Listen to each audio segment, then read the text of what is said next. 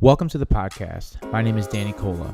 If this is your first time listening, make sure to hit subscribe on your favorite podcast platform so that you can join me in having some epic conversations that access higher levels of potential with creatives and professionals from all around the globe. Thank you so much for tuning in. Today's guest is Ryan Sprague. Ryan is the founder and co-owner of Highly Optimized, a company dedicated to helping clients transform and become the conscious leaders the world is patiently awaiting. He's also the host of Highly Optimized, and he also has another podcast called This One Time On Psychedelics that I highly recommend. It's super interesting, very entertaining podcast. He also is the co-creator of the Connect With Cannabis Program, and this is really interesting because he gives you a real-life guide on how to interact, interpret, and integrate cannabis in a proactive manner in your life without abuse, without overuse. And it's very interesting because if you're somebody out there that has been dabbling with cannabis for a regular period and you don't know if it helps you or hinders you, a lot of times we just get wrapped up in this habitual nature of smoking in the morning and in the middle of the day, in the evening, and maybe we're not using it to its utmost ability. It's a very powerful plant. It can give you a tremendous amount of insight about yourself, how you co-create with the world, and if it's not used responsibly, you're not using it to your advantage, really. You're just kind of getting sucked into habitual nature and potential addiction. I always have a really fun time chatting with Ryan. He's a really genuine guy. He's super smart, and you can tell that he takes a lot of time thinking about health and wellness and that he takes care of his own body and mind. He's really passionate about his business and ultimately helping people in the world, and I really resonate with that. So with that being said, if you like what you hear today, make sure to check out Ryan Sprague at his website, which is www.highlyoptimized.me. This is where you could find links to his Connect With Cannabis program and his two podcasts, his first one being Highly Optimized and his second one being This One Time On Psychedelics. And these podcasts are available on all streaming platforms. You can also find Ryan on Instagram at The Real Ryan Sprague. Enjoy the podcast. So excited to be here with you, Danny. You know, it's funny, man, because like we were talking about how luckily we train all the time. We happen to love the hobby of training, right? But it comes real handy when you got to do stuff like move. Dude, 110%. Like you forget how much offloaded shit, how much you're like twisting and turning from low to high, high to low. And it's just, you got to get things done and you got stuff. I also really had to take a look at what all the shit I have and do I need it around? Yeah. Is this just dead weight? Why am I holding on to this? Yeah. You know what I'm saying? It forces you to just get rid of shit that doesn't matter. Everything, all those weird attachments. I get rid of clothes all the time and I'm like, do I want to keep this? Do I not?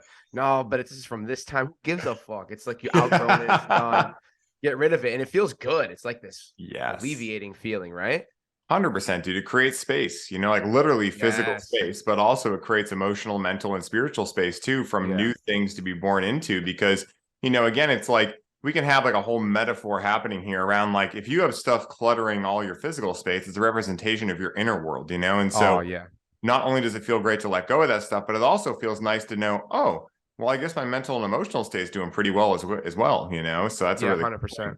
So you were just talking about how you moved on New Year's Eve, right? Yes. So you move into a new house, new beginning, new year. That must feel really fresh. Talk to me about some of that emotion. Yeah, dude, it was amazing, man. I mean, I was at my old place for quite a while and, it was just time, we both knew it was time to get a new place. And, it's challenging being in Boston. There's, rent prices are really high. I just saw this real estate person that I know saying that, oh, Boston is now the second most expensive, only second to New York. And so, a typical one bedroom apartment around Boston is $3,100. So it's pretty fucking expensive, dude. It's insane. It's stupid. I mean, at the end of the day, Boston's got cool stuff, but we still have a fucking crazy winter. It's how are we beating out San Diego? How the fuck does that make sense? Wow. Yeah, no, Chicago too. It's cold as shit. It's been snowing. I used a snowblower yesterday for the first time this year. So it's time. We're in the middle of it. It's hard because we don't see a lot of the sun and that takes a toll, like energetically, I feel like it takes a little while for me to kind of get going. Even like I do the work that I do. Like I'm training Yeah. all the time. I'm doing the sauna regularly. I'm in the cold regularly. I'm fasting, and it's still like you feel I'm way more sensitive to not feeling sunlight for an extended period of time. It's crazy. 100%. Like this part of the year for people who live in cold climates is like the same feeling that when you eat 5 grams of mushrooms and you're like, oh, this isn't too much. And then you realize it was too much. Like Oh exact yeah, feeling right now where it's yeah, like, oh, this is non-consensual. When does this end? Oh, yeah, like 10 exactly. weeks. Dude, 100%. Like it's just we're in the thick of it now, and it's just we got to keep on trucking and just I think it's more of a like one of those meditative things just to kind of bring it back to center and like Yeah. what's the task at hand. It's temporary, this too shall pass, and those type of practices really come into handy during a East Coast or Midwest winter for sure, right? 100%. And it's funny, like it's not even the cold that I mind because I do cold exposure, all this stuff. It's the lack of sun. And it's also like, Yeah. I don't know about you guys. You said you just got snow, but like Boston, it's been raining or snowing every day for what feels like a month or more now. And, Yeah, yeah. it's not like I enjoy the rain. I enjoy the snow. I honestly don't mind them, but it's the lack of ability to go outside and for long periods of Yeah. time. And also like, I'm a very outdoorsy type person. And Yeah. like, let's just face it, right? Like there's a certain energy to like spring and summer, right? Like you can be the Totally. one person out there with your shirt off in the winter being like, the dude, right? The Wim Hof, but it's not the same, right? Like it's a very quiet season. And honestly, like it is a great amount of time to go within. But at the same time, like, I like to be moving. I like to be doing a lot of stuff. I'm a mental projector in human design. So I like talking a lot, Yeah. and there's just like, it's not really the season for that, which is okay. Right. Because again, like, if we can't enjoy winter, we can't really fully enjoy summer. Right. So Well, it for is sure. the ultimate surrender experience and saying, hey, I can't control this. I mean, I could take a flight down to Key West if I want or whatever, but, being able to sit in the uncomfortable feeling really trains you for life. So I enjoy that part of it. Yeah, dude, well said. Another thing I think about moving is that when you're kind of in that transition phase and you have like a couple days of moving stuff from your old house to your new house, doing the closing, when I'm in transition, I felt like I didn't have as much grounding. So like until I really got into a rhythm. So like Mm. when I was at work and doing my, working with my clients and doing my sessions and trying to organize and get creative, I felt like it was harder because I had like an unstable surface. I was Yeah. out of my element. Although in the end it sharpens me, and it's like, yeah, I Mm. can do this shit. I can do this. I can rebuild it. I can get it back to a strong knit foundation where I can keep thriving. Um, it still like humbled me, and it was like, all right, yeah, this is harder than you think. And how important is it to really have a strong foundation underneath you, whether that's your house, you're rooted in your house, a strong foundation relationship, whether it's a business that's corresponding with the same inner message, right? Like how important is it to have that foundation, and how do you feel about it as you're in transition now? Yeah. I mean, the foundation is just that. It's the foundation, right? And with anything you're looking to build, you could build the most gangster skyscraper ever, but if it's on a shaky foundation, no amount of, looks or quantitative measures is going to make that skyscraper actually be successful. And Yeah. so I think that, for me, foundation is everything. And it really comes down to me of like my routines and my ritual practices, because even when things are chaotic, I can rely on those practices to center me in and make sure that I'm coming from my heart and not necessarily my mind. Not that the mind's a bad thing, but if you look at like the heart is feminine and the mind is masculine, let's just like use that kind of analogy for a Okay. second. If we look at that, well, in reality, for me, the heart has to come before the mind, because the mind is littered with subconscious programming, patterns, and things that, although I've worked through a lot of it, I don't think I'll ever be fully done with it. Maybe, who knows, right? But at the end of the day, if I wake up and immediately go on my phone and start looking at my to-do lists, well, now my mind is in control. And so I'm going to be immediately putting attention where I don't want energy to flow. And as we know, where attention goes, energy does flow. So if I allow myself, even if I'm moving and things are chaotic, or if I'm traveling or any of that, to wake up, stick to my ritual practices, meditate, do my mystery school rituals, do some breath work, get out in the sun, and then allow myself to go through an exercise routine and then hit some cold exposure after, I know that, yeah, the day still might be challenging, but it's not going to be a wreck. And so the foundation literally allows me to come with my natural energy every single day And, and at the end of the day, like it might not be like a 10 of a 10 every day, right? But at the same time, it's not going to be a 1. And I think that's really important, especially when you have clients and people that depend on you and, again, relationships and all these kind of things. Like, I think it is a very masculine quality to make sure that you're filling your cup first before you go out into the world and try to pour from an empty cup otherwise. Oh, man. Yeah. Well said. You hit so many like points. Hell yeah, Yep, yeah, you're really eloquent, man. It sounds like you spend a lot of time in thought, and it's also sounds like you spend a lot of time mirroring those thoughts on paper and like doing that self-reflection piece, because it's just so important to I think health, longevity, untangling some of the stuff that goes on in the mind, the masculine. So do you have like a regular writing process where you're putting thoughts out on paper, reflecting back at you? Because I think this practice is super effective, because you're priming your brain to see the mirror in everything now. If you can like mirror yourself on paper and you can read it back, reflect it to yourself, and do all that shadow work, really, that's what it is. You're priming your brain to see how like those hermetic principles play out in reality, the patterns in reality. So what are your thoughts on that, and to share with everybody your practice? Yeah, absolutely, man. So I'll be completely honest, like journaling and writing to me, like they never came as easy as speaking to me. Like for instance, like if I get a idea or a download, I'm not going to write it down. I'm going to go into Otter. I'm going to like speak it into there and then have it transcribe it. But here's what I have That's a good habit. Yeah, it's a great habit. But what I have noticed too is that like writing, in a lot of sense, what I did find in it was that it does slow the thought process down. And a lot of times, especially when I've had a very busy day, I don't really notice it. But like when I actually center in and meditate or anything, I can notice like, wow, my thoughts are going really fucking fast. And very similar to how if clouds are really abundant in your atmosphere, there's no room for the sun to come through. And that sun is like ideas, downloads, insights, curiosities, fascinations, things like that. So when I'm writing things down, it actually allows me to like slow down my thoughts, because I can only write so fast. And then a lot of times I'll be writing something, all of a sudden, boom, there's just enough space for that idea to come through. And what I've been doing a lot recently, and I'm sure we'll get into a lot of cannabis stuff, but I've been noticing the differences, because a lot of what I use cannabis for and what I connect with it for at this point in my life is to notice what I'm not currently able to access in my sober state of reality. Because I know that whatever cannabis shows me is completely able to be accessed in a sober state of reality. And that's a lot of what I teach. So now what I do is I notice my writing styles, like say when I'm in a completely sober state of mind versus when I'm in an altered state of mind. And I start to notice differences. Like I almost do my own little case studies with that. And what I've noticed is that free writing and creativity come out a lot more with cannabis than in my sober state of reality. Now, one could say that's pretty obvious, because when you're in your typical waking state, you're in a beta brainwave.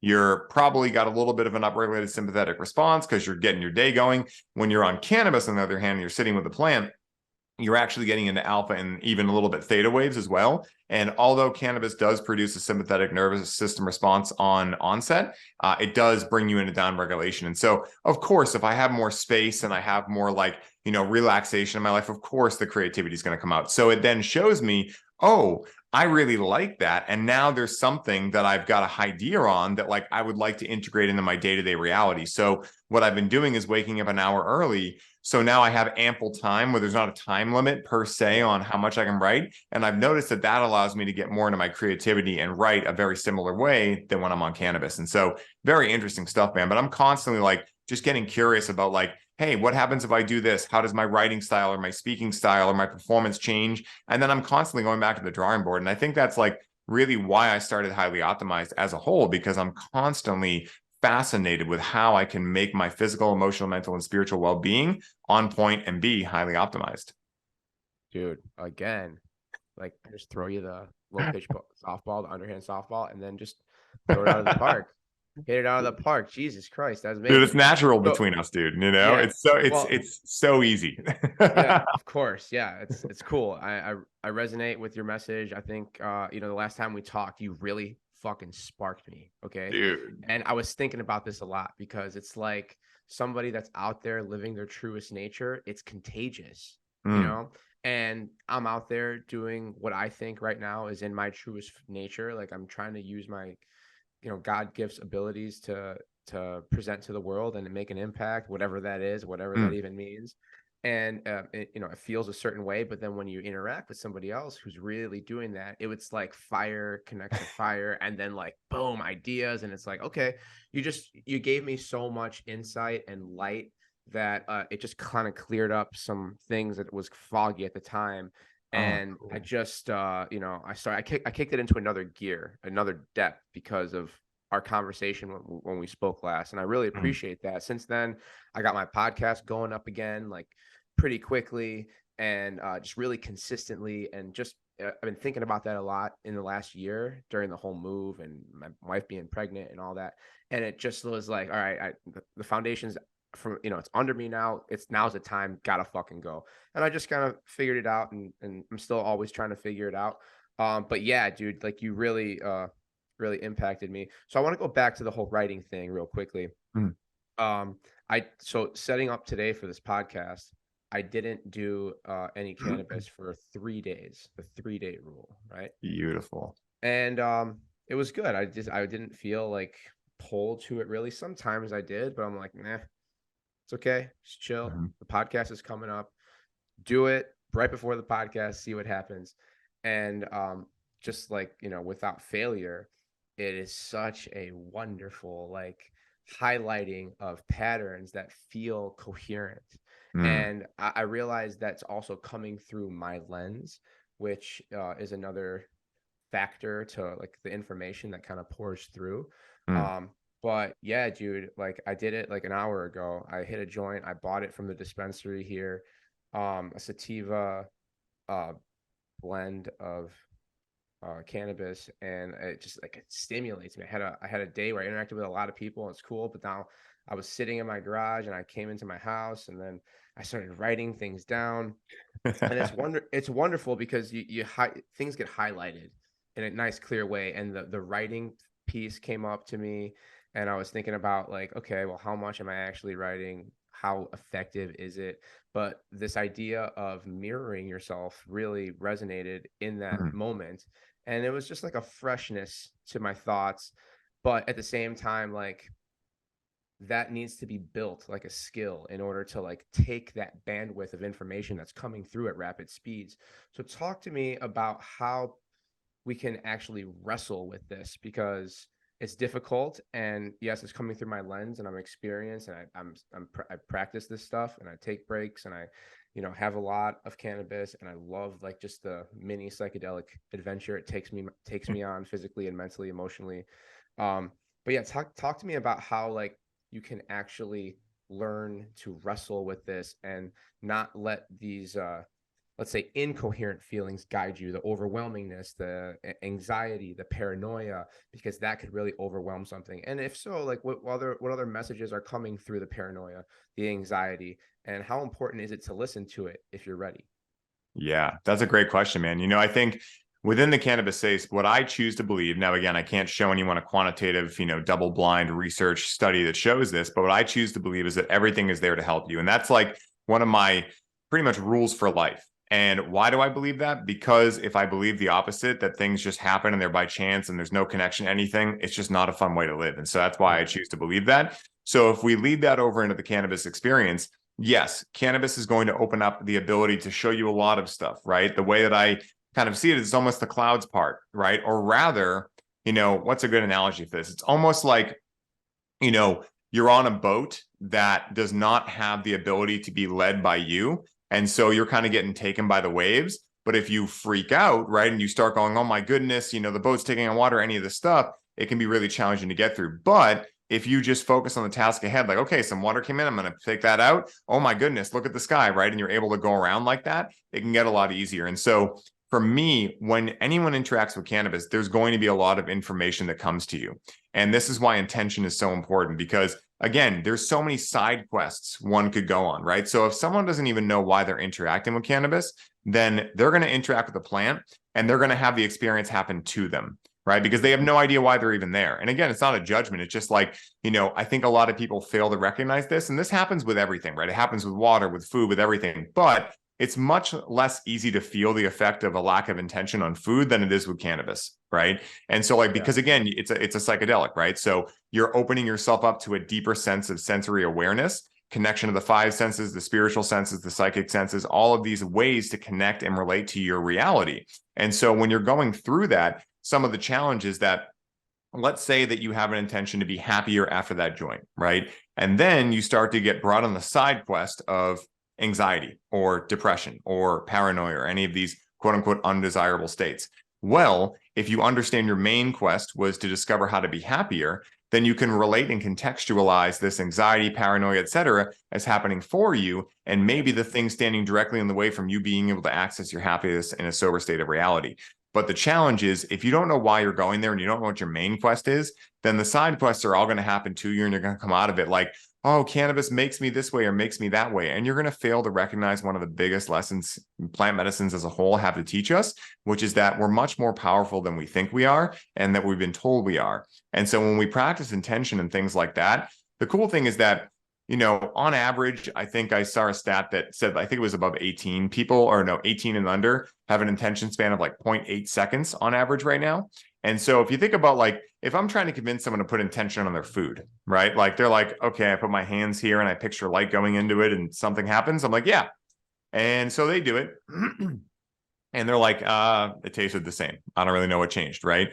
Now we have them set an intention with a psychedelic, something that's going to really heighten the ability of that attention to be felt. Now they have the direct experience of saying, oh, okay, that actually really did work. Now, when I say put it on food, they're going to go, okay, I might not be able to feel it, but I know something's happening. And so this ability to have the main quest allows the side quests to at least have an option to be taken or not taken. And if they are taken, you're able to see it in the grand scheme of your main quest. And I think that's like how, for me, I kind of utilize all the energy that comes along with cannabis. Because the other thing too is, like, you know, I think for a lot of people, they don't really have self-awareness before connecting with any plant medicine. And so what happens is, let's say the average person, they've had 3 or 4 cups of coffee. Maybe they had a stressful ride to work. They had to work next to a coworker that they just don't like. You know, their partner hit them up saying, hey, you forgot to get me this. They're like, darn it, I feel like a failure, whatever happens, right? Then they take a stressful drive home.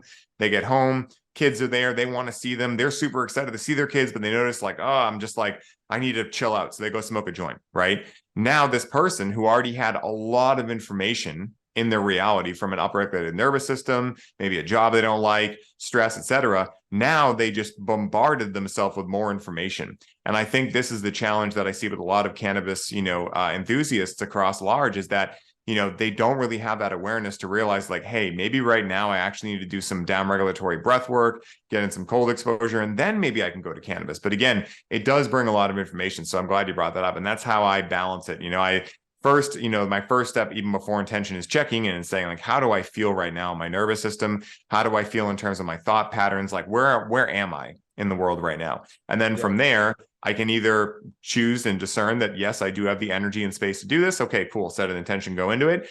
Or on the other hand, I can say, hey, I actually need to take a step back, go do some of my practices, and then see if I'm able to do it then. And sometimes I'm not, right? And then I don't interact with cannabis because I know that it's just going to give me too much to handle and I won't be able to integrate it. And so that's how I deal with that challenge when it arises.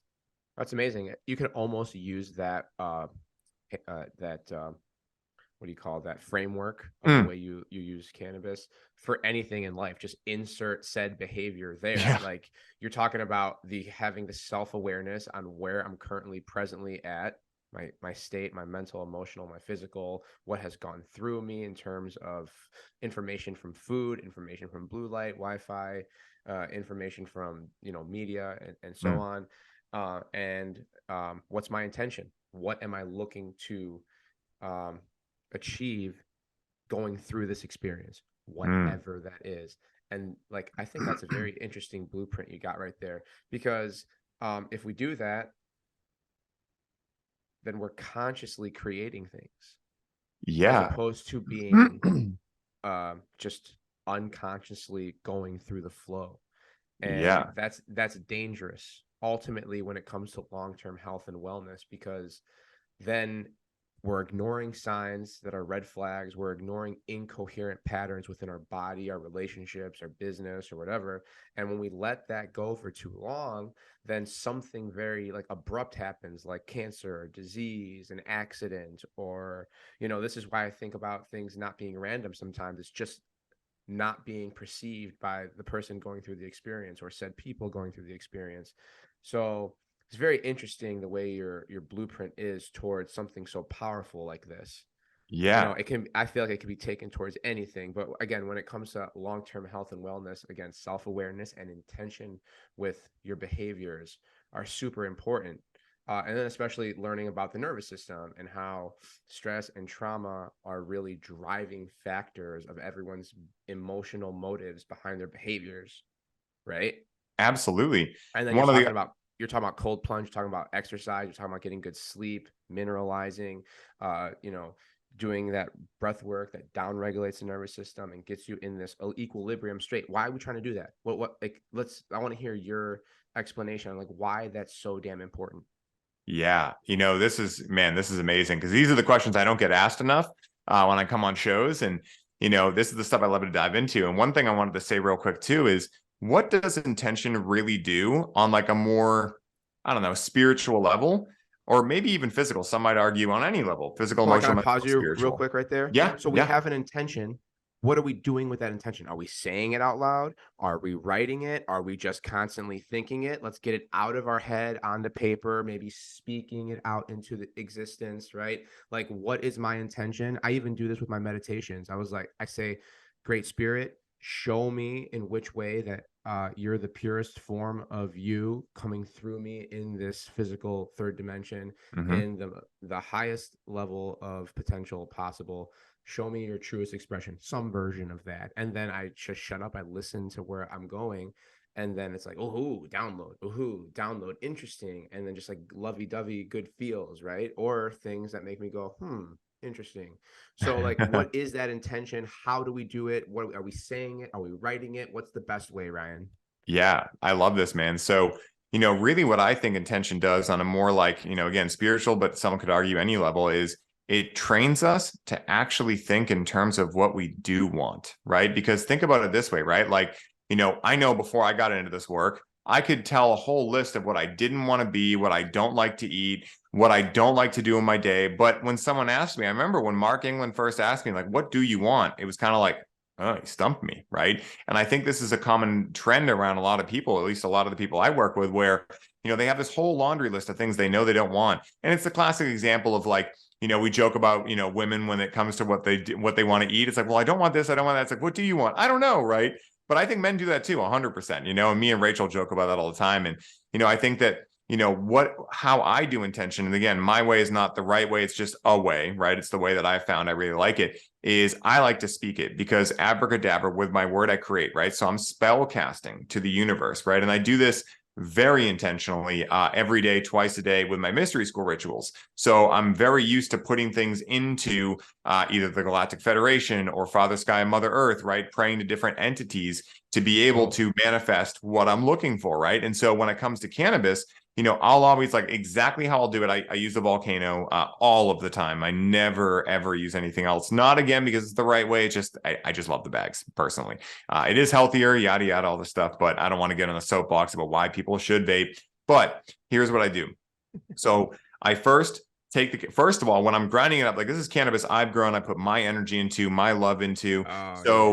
I take all my different jars and I smell, because the nose knows, right? So I smell which one resonates with me the most, right? So I have like 4 or 5 different strains that I've been working with for a good amount of time now. So I know them really well, because each strain of cannabis and even every phenotype has its own unique personality, right? So there's different, again, sides of cannabis like to hang out with at different times, right? So again, self-awareness will show me kind of like what my mind is thinking I want, but then I allow the nose to kind of guide me, right? So let's say I pick my strain. I'm going to interact with, say, Kush Mints. So then from there, I grind it up. And now when I open the grinder, I take another sniff. And what I'm doing is I'm priming the olfactory system for the experience. It's almost like before you work out, you want to activate your muscles, because your body goes, oh, I guess Danny's about to do something. He's doing that thing he does right before he rips a lot of weight around, right? So let's get prepared for that. So again, this is like the synonym for, or like the synonymization of, like, activating your muscles. So exactly. Wow. So once I prime the olfactory system, I blow my bag. Once the bag's done, I hold it in my hand and I speak the intention directly into it. And I say, cannabis, please show me, help me, and teach me directly into my heart. I'm looking to experience laughter. I'm looking to experience joy. Please illuminate anything that will help me get there. And then what I do is I touch it on my heart. I touch it to my third eye, and then I touch it back to my heart because I want to finish the loop. No open loops, right? So I want to say from heart to mind back to heart, right? Instead of saying heart to mind, and some people do that, and it's just what resonates with you. But for me, I was like, well, I want my heart to lead. I want my mind to, invoke my heart, right? Like what ideas are going to help my heart, and then I want to come back to the heart at the end, and then from there I intake it, and then I go on the journey. And it's amazing, man. So that's how I do it personally. Again, everyone's methods are a little different, but that's the one I found that's really beneficial for me. Let me ask you this. What's the difference between what you just said, setting an intention like that, and prayer? Okay. Right? So yeah, this is a really good question, because a lot of times people get ritual practice, prayer, and intention confused. And they're similar, right? They're same, but different. So for me, like, let's use cannabis as the example. Let's say cannabis is a deity that I'm going to either do a ritual practice for, I'm going to set an intention for, or I'm going to pray for. I'll break down how these scenarios are different, right? So ritual practice is I'm actually going through a ritual practice, right? I'm going through like a series of, different, again, rituals that are meant and designed to allow my attention to focus on a specific thing, right? So then intention, on the other hand, is maybe not a ritual practice in the sense that it changes every time. Like, yes, setting an intention stays the same, but the actual intention I make differs, right? Whereas ritual practice, I'm saying the same things every single time. And then prayer is almost in a way like a combination of the two, right? Because it is a ritual, right? But it does change every time, like intention does. Yeah. But the difference for me anyway is that with prayer, I'm praying directly to a deity, right? And I'm like usually doing it for about 10 or 20 minutes. I'm asking for guidance in very specific things. Whereas with cannabis, I might do that for setting an intention. So one could say an intention is a prayer, but for me, like praying is a more like, first of all, I'm not interacting with a medicine normally when I'm praying. Second of all, I'm doing like a 20-minute type prayer where I'm saying like, God, higher power, source, please, help me illuminate what's going to be best for me today. Please allow me to see whatever emotions are currently blocking me. Like, I'm saying a lot of different things, right? Where intention to me is one specific thing. That's just my way of interpreting it. But that's very interesting. That's very interesting. Okay. Yeah. Because then, you can get really direct and have a specific, just real, like narrow, not narrow view, but like a specific, like real specific in detail about the things that you're looking to connect with when it comes to things in the, like, I don't know, I don't want to go too crazy, but like other dimensions, other, experiencing higher levels of vibration that we can't necessarily connect with without really having a specific intention and doing the ritual and doing it the same way in the same time with the same words. Like, there definitely is something to that. And, I'm seeing it in my life, and it's just, interesting to talk about the difference between the words, because a lot of times we're just talking about the same things, but using different words to talk about them. And there's so many similarities between organized religion and the spiritual journey.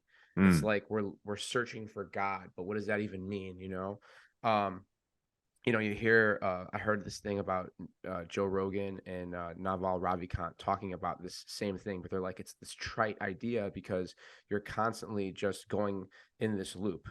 A equals B and B goes back to A, and it's like this trite thing. But at the same time, every single human is subconsciously asking, why is it that we're incarnated in this human body, and what are we doing here? What's the purpose of all these things? I feel like that's the root of a lot of disease, because people have this thing that's unanswered and it's constantly brewing in them. And they're trying to make sense of the world, but without doing the rituals, the intentions, the prayers, the elevated intention with the elevated emotion, speaking out your truth into the world, your reality then never really forms to a coherent standard. And then we do all the nervous system up-regulating, down-regulating, so that we can use that as a tuning fork to connect to these higher levels of reality, right?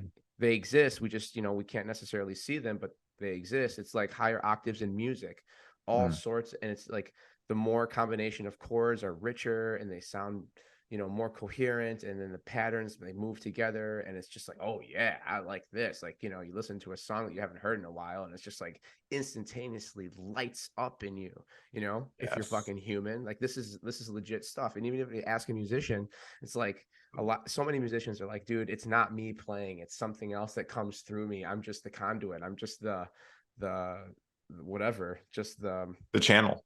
The channel, exactly. Just, it's going through me. I can't explain it. You listen to people who write, it's just like they're dictating this information from someplace else. They're just so in flow zone. And I really think deliberately practicing these things, understanding how your nervous system works, you can really have a deeper understanding of how reality works and get information on deeper questions like, what is God and how does that come back to our individuality? Right? Absolutely. Dude, I'm glad you brought this up because, I think for a lot of people, we've been trained, especially in Western societies, to use the left brain and the brain in general to try to solve these like really deep esoteric questions, right? So like the idea of what is my purpose? Well, most people think, and I was one of these people, so I can talk from experience, like most people think that if I learn enough stuff and I go to the right college and I do all these things in the external world, then I'll figure out my purposes. I'll figure out why I'm here. I'll figure out what the nature of reality is and all this stuff. They might not even think in those terms. They might just figure out like, I'll be happy, right? That might be what they think.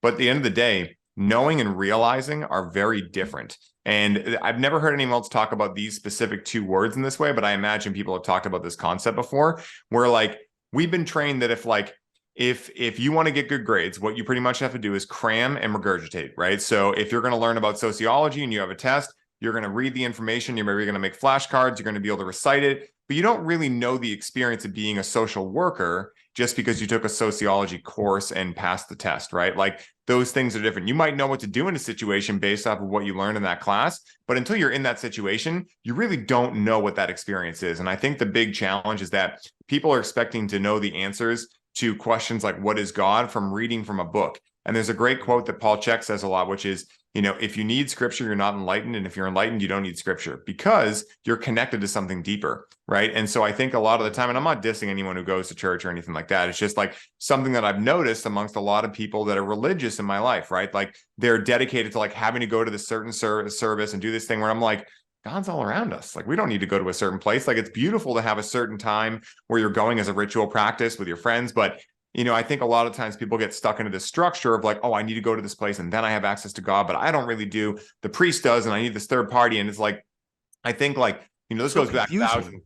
Yeah, it's so confusing. And it goes back thousands of years. But I think here's the thing, right? So like, for instance, what I choose to believe is that everything is God. I am God. You are God. We are all God's, right? Or God's, or as the mystery school calls it, Elohim in training, right? And I won't get into the whole thing unless you want me to get into their creation story. Wizard, bro, get your witchcraft out of here. No, dude, I hit a lot of buttons, like I'm just curious, right? Like it's part of my human design that I've looked into, and I'm just fascinated by knowing that I'll never know, right? Like knowing that, like, because again, when you really think about it, do you like if I could wave a magic wand and go, Danny, I'll tell you exactly why we're here, exactly what your purpose is, exactly what everything is right now. Would you say yes to that?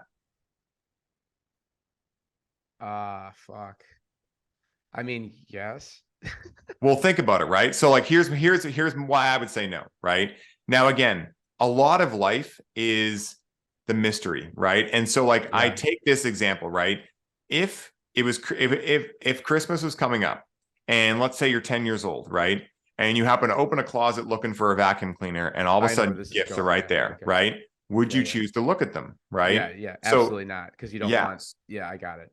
So that's the analogy I use for this, because for me, I know that when I was a kid, I found my Christmas presents once, and I thought I was the fucking man, and it ruined Christmas, and I was like, wow, this sucks, right? So I might take a breadcrumb trail, like, well, I don't know what your purpose is, but you should look here, right? Okay, cool. Give me a breadcrumb trail. I'll follow that. But I don't want all the mystery to be lost in life, because that's what I find the most enjoyment in. Now, again, this differs for different people, right? So there's not a right answer to this. But what I found, I'm right and you're wrong. Yeah, exactly. And now it's black and white, But like, here's the thing, right? So like, if I choose to tell you, like, if you choose to believe that you are God, right, and you choose to believe what I believe, just knowing that, like, you could say, like, no, I totally believe I'm God. That's very different than having an experience of you being God, right? Where you realize, oh my God, everything's God. Oh my God, everything's one. Like, again, it's the same thing as like reading about psilocybin mushrooms versus eating psilocybin mushrooms, right? Like there's a difference between knowing like the molecular compounds and, the experience and how to set an intention and setting versus eventually, if you really want to know what psilocybin mushrooms are, you got to have the experience. And so that's kind of the whole thing of like, where I think a lot of the world is stuck right now, and where I was stuck for many years, is that I was expecting my knowings to give me fulfillment, purpose, joy, etc., when in reality that comes from experience. And I think that right now we're over inundated with knowledge and lacking direct experience. And I think that's one of the biggest thirst traps that's currently happening in society. Yeah, well said. I feel the best when I'm engaging in the experiences that I set myself out to do and feel and share with others too. Like I think that's another really big piece to it, like co-creating. Like there's so much more feels here sitting here with you talking about this information as opposed to me sitting by myself regurgitating this stuff all the time, or in my head thinking about we're all God and everything is connected, and how do I let people know this in a clear manner, and with understanding how your nervous system works, and deep breathing and cold exposure, sauna, regular meditation, you can find the answers. It's like, all right, it's so vague, and like, what answers are you looking for?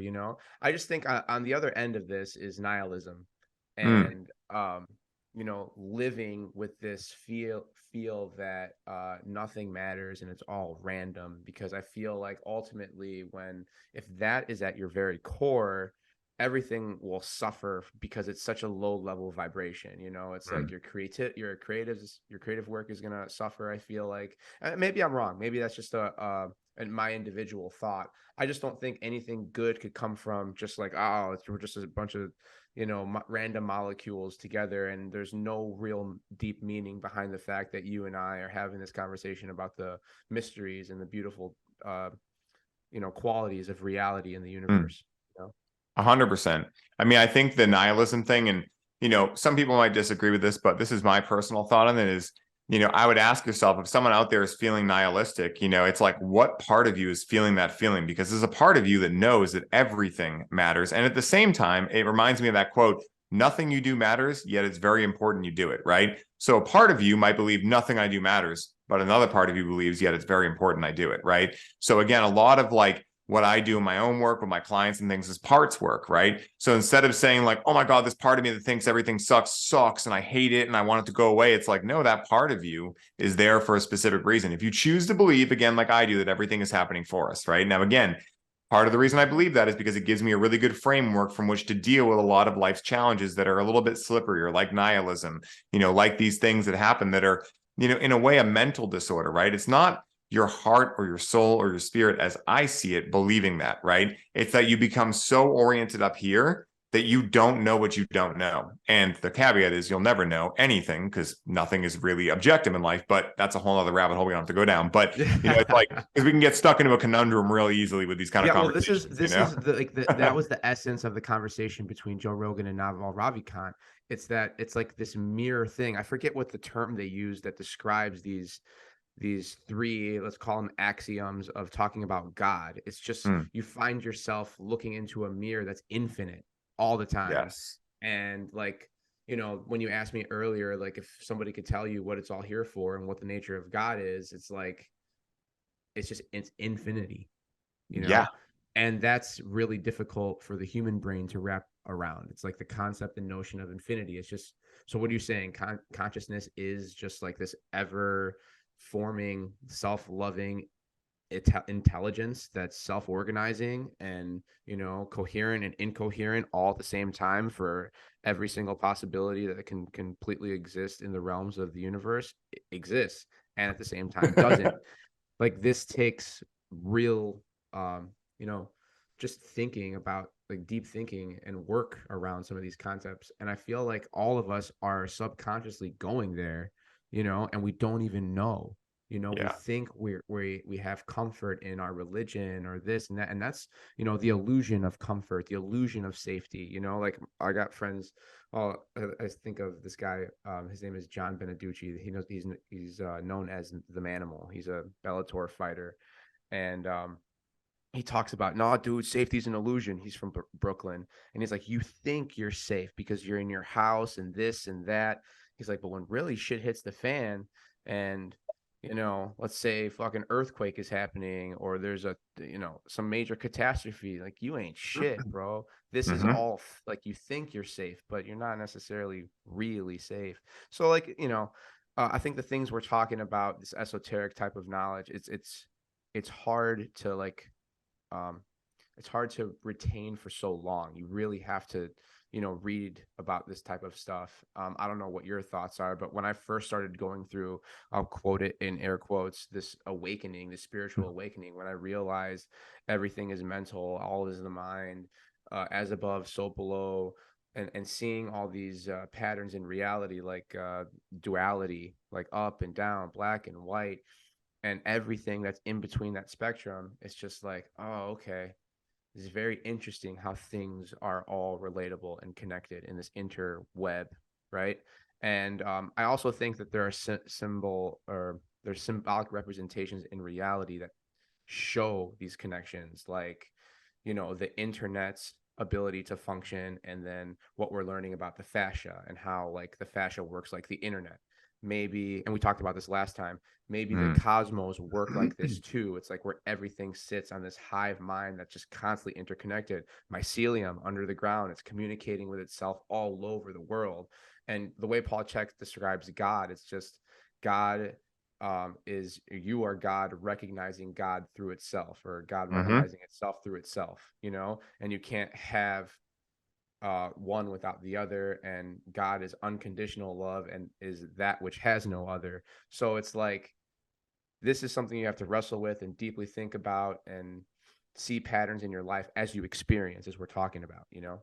Absolutely. You know, I think there's a lot of good things you said in there. And I'll start with this caveat. It's kind of like the dog chasing its tail, you know, like we will never fully know what God is in this lifetime, because first of all, we're not meant to. Like it's way beyond what, like, we're down here, as I believe, to have an illusion of separation.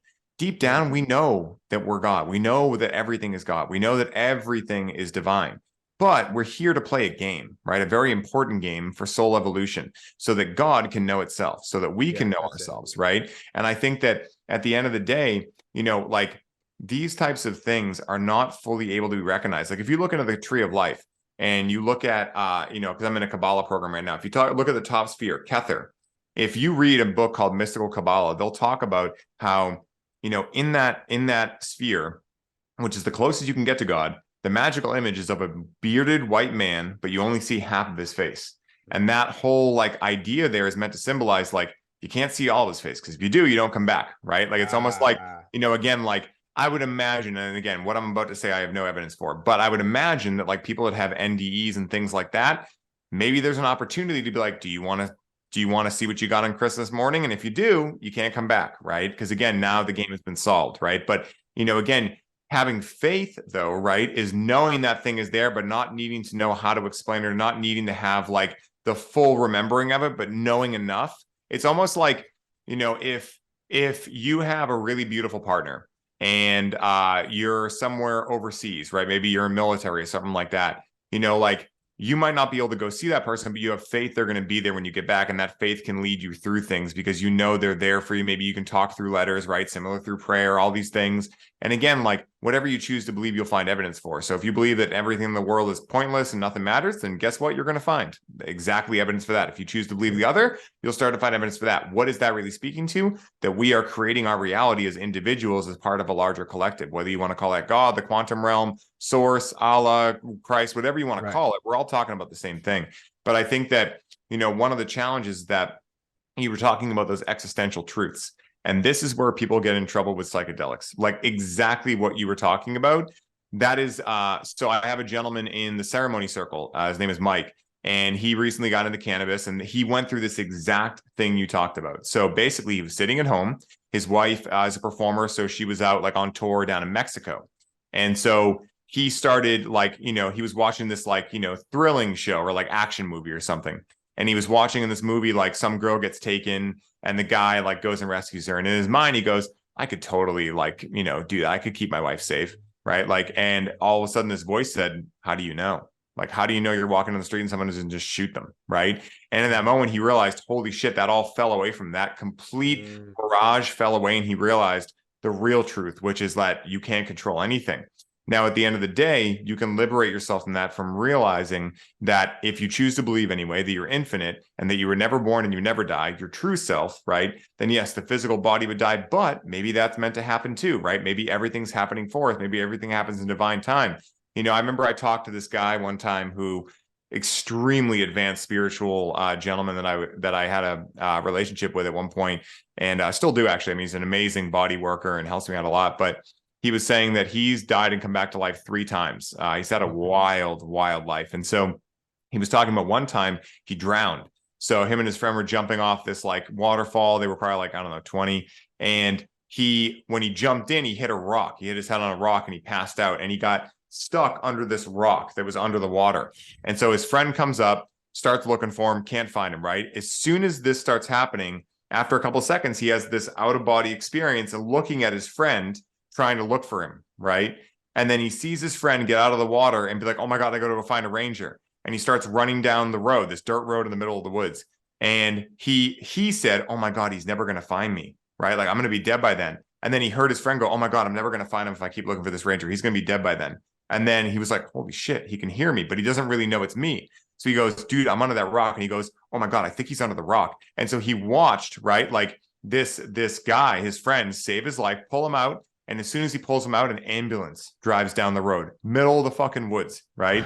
Saves his life, right? So, but in that experience, he was saying that like there was a moment before he started actually like seeing himself from above where he was like, oh my God, am I dead? Am I dead? And this voice said, what, you don't remember? And he goes, remember what? And then in that moment, he had that realization. And in that moment, it started expanding and he went, oh my God. And then he went, holy crap, I think I'm dying. And then like, as soon as he said that, basically he started to have that outer body perspective. And so it was like, it's again, like these things are so hard to put into words because they're so above words. And that's why faith is necessary. I really feel like faith is necessary because we're never going to be able to describe God or any of this stuff in words. Yet we've been trained that we should be able to explain quantitatively what all of these things are. And if it's not proven by a double-blind, placebo-controlled study, then it's complete bullshit, right? But in reality, like that is just not the way of the world. You know, it's a great masculine approach to the world, but it needs to be balanced with that feminine approach of spirituality, trust, faith, all of these things as well. Yeah, I agree. Again, you're representing the dual nature to things.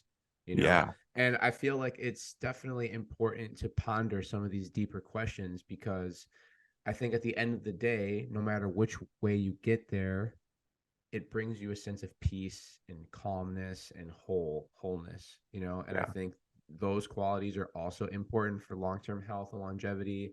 And then, you know, when you have those feelings of purposeness or wholeness, you can find purpose, right? You can find how you contribute to the collective. And like, I think this is really important because we haven't talked about integration at all. And I talked to a psychedelic assisted psychotherapist last week. So, because I asked him, I'm like, how important is integration? And he goes, well, just all like, he's like, all serious. He's like, a couple of circles that I worked in used to say integration is king. So it's king. Yes. So what are your thoughts about integration?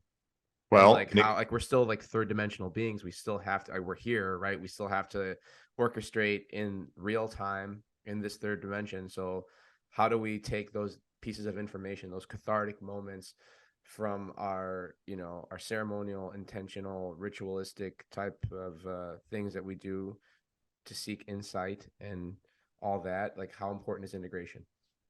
You know, one of my favorite sayings is, and this is going to be a negation, but integration is not optional, right? Now, what I like to add to that, especially within the plant medicine space, and then we'll kind of bring it to like a whole perspective of life. But, you know, I tell people, if you're looking to interact with psychedelics as a medicine or a teacher, right, or an ally or any of these things, integration is not optional. If you want to go play around with substances, sure, do whatever you want.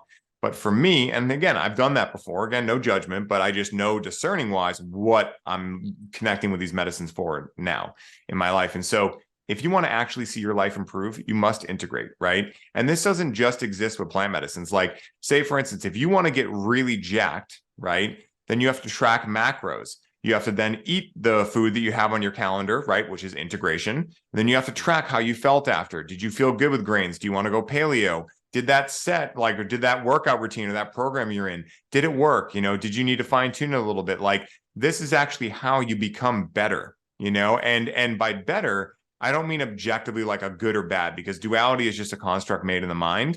But at the same time, what I would say is that if we come into this world with karma, and our dharma is how we live out that karma, then in a lot of ways, integration is actually how we release ourselves from that karma, or it's the path to release ourselves. Because if we're not learning from our experiences, then how do we actually move forward in life, right? So integration is literally the process of taking an experience and learning from it, and actually making the next experience be informed with the information you received on the last experience. So it's crucial. I mean, like, again, it depends on what your priorities are and what your values are. But I think for me, for you, I think for a lot of people listening to this podcast, I think I would say it's mandatory, because I think for everyone listening to your show, I can imagine they're not just like going through life and, taking mushrooms and just like whatever, and again, like, no judgment, I'll say it for a third time, but it's just like, if you really want to see your life improve, you must integrate. Now, here's the caveat I'll throw in there. Integration does not have to be boring. It's not homework, right? Like, you don't have to make it boring.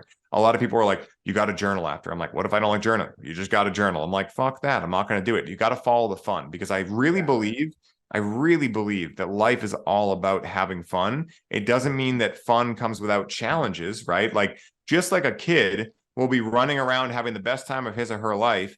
They stub their toe. They allow themselves to feel the anger, the sadness, whatever that happens, and they go right back to joy, right? So again, the point of their life is joy and fun. The point of our lives is joy and fun. It doesn't come without challenge, right? But again, integration of these types of things are how we actually allow ourselves to be able to access that fun. And at the end of the day, like I said, it doesn't have to be homework. So for me, integration a lot of the times looks like playing guitar. It looks like walking in the woods. It looks like, for me, not trying to figure out the answer to everything, because that is one of my patterns. I need to understand and break things down to their minuscule parts to be able to understand them, right? And that's not bad, but I started noticing that, like, a lot of times, like, the reason I love cannabis is so much is because I can take questions that I think I know the answer for, like, what is my purpose? And instead of being like, what is my purpose? Oh, this is the answer. I can just go, what is my purpose? And then just sit there and not really need an answer. Maybe one comes, maybe one doesn't, right? And I think, like, that amount of surrender in the process of integration really helps, again, the clouds to part so the sun can come through and you might actually get your real answer. Yeah, dude, that's it takes practice to get there, for sure. 100%. Yeah, I really appreciate you taking the time to just, dive deep in thoughts like that and so eloquently put that information out. I think you're a stud. Oh, thanks, bro. Game recognized game. If you spot it, you got it, dude. So stud recognized stud. Appreciate that. We're all giant works in progress. Yes. And yeah, dude, I want to thank you for giving me that spark. And I think we need people like you today more than ever. We need good representation of what, a male is and what it means to be masculine. And I think you're doing all those things. Let's see how much time we got here. We got 3 minutes. So, dude, we can rock another question, dude. Let's go. All right. So let's break away a little bit from the God and purpose and consciousness talk here. You're a podcaster. Yeah.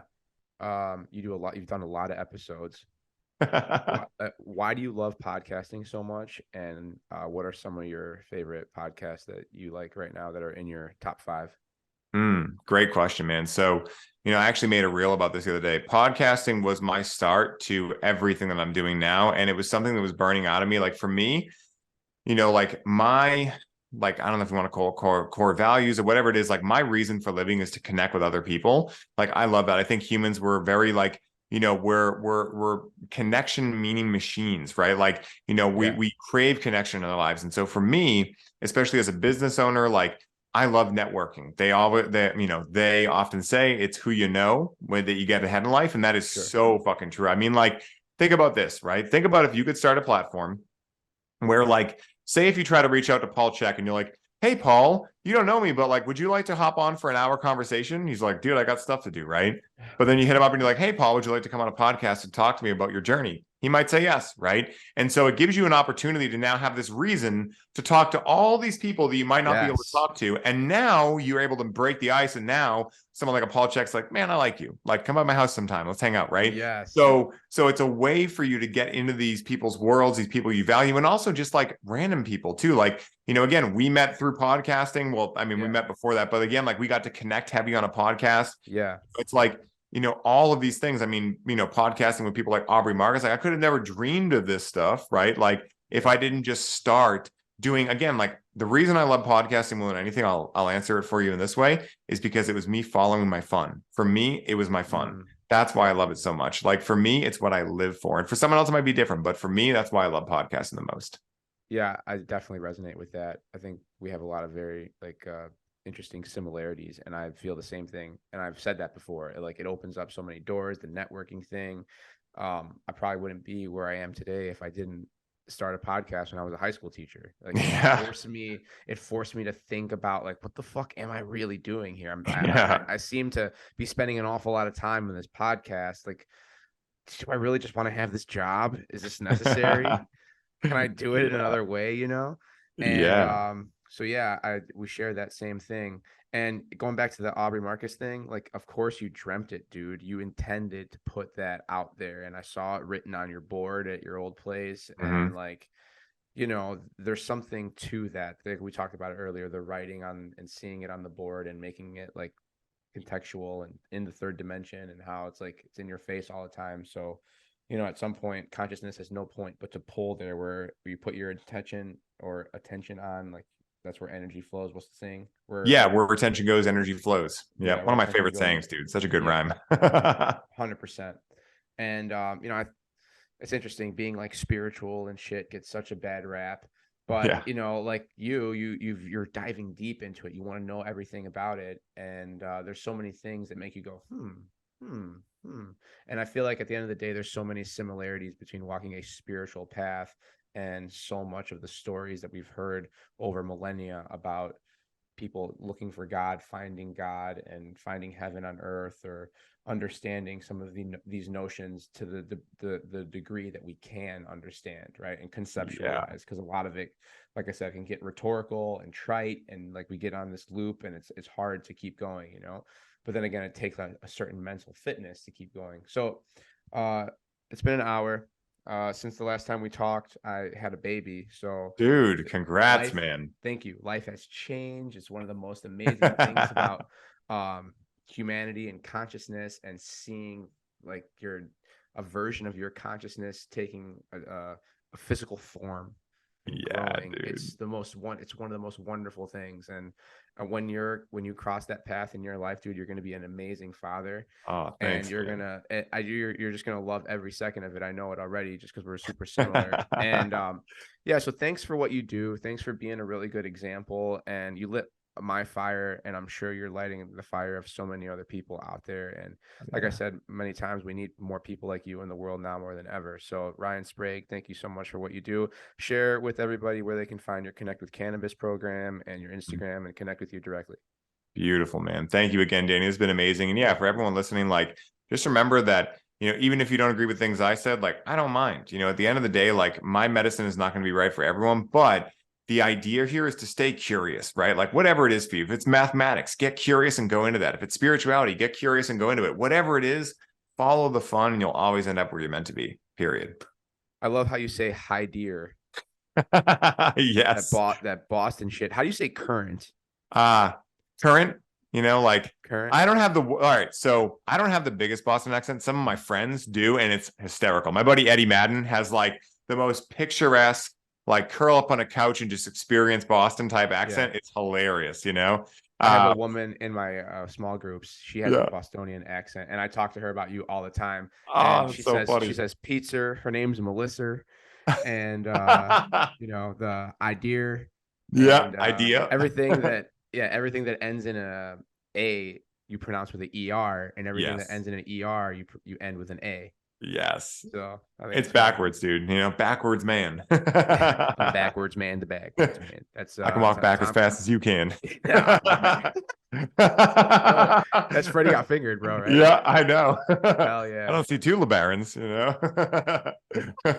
Yeah, I was just talking about it today with my trainer, dude. That's like the weirdest synchronicity, dude. Like, what are the chances that Freddie Get Fingered gets brought up twice in my life in the same day? This is why I'm telling you guys that I think the universe is just one big fucking eternal child playing a really funny game of warmer, colder with us. The We're cosmic like, giggle. dude, it is the cosmic giggle, 100%, dude. Like, I think people take it so seriously. And one thing I've learned is to stop taking myself so seriously. Because as someone who had a serious addiction, I've realized like life can be a lot more funny than that, if you look at Totally. the evidence. Totally. Yeah, Freddie Got Fingered. Great movie. I watched Road Trip not that long ago. And then Oh, he's thinking, tiny salmon living in the yeah. stream. Dude, It's Road so Trip. fucking Oh, good. dude, such an iconic movie, dude. Now you're gonna make Oh me my watch God. that. That got brought up recently in my life too. Bro, you can't make a movie like that anymore. I know. It Like, was a think special about time in history. American Pie, they filmed the girl changing in the bedroom.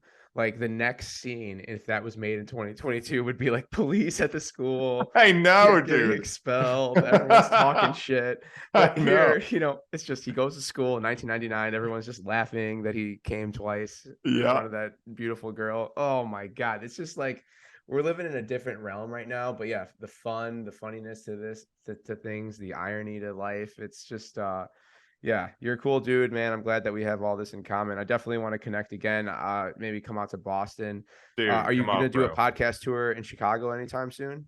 I'm doing one in California in about first week of March with a couple people, and then I'm going to Arizona after that. As of yet, I got to find some podcasts in Chicago. Help me find some podcasts. I would love to do a in-person one with you when I'm there. So I got one down already, but find me anything. I'd love to come to Yeah, you Chicago. got Angelo Cisco. Yep, Do exactly. another one with Two now. him. Mm-hmm. Let's see. I'll brainstorm and I'll Dude, connect you with as many people as possible in Chicago that are fucking big. hell All yeah, right, dude. dude. Have a good rest of the night. Good luck Thanks, with the bro. rest of the move. Start feeling, as home as possible. Build that foundation strong. You're doing some great work. Love Thanks, talking man. to you, and we'll talk soon. All right, buddy.